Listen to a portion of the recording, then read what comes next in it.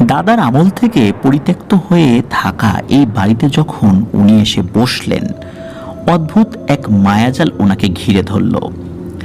চারপাশ নীরব, কোনো যান্ত্রিক শব্দ নেই, নেই কোনো কোলাহল। এই যেন এক অন্য জগতে উনি রয়েছেন। পাশের জঙ্গল থেকে শিয়ালের ডাক কানে ভেসে আসছিল। ঠিক সন্ধ্যার পরপরই সময়টা ছিল। হঠাৎ করে ওনার কানের কাছে একজন মহিলা কর্কশ কণ্ঠে এসে বলল, তোরা আমাকে বন্দি করে পালাবি আর আমি খোঁজ পাবো না, তা কি করে হয়? একথা শোনার সাথে সাথে উনি তো চমকে উঠলেন। কে কে কথা বলে?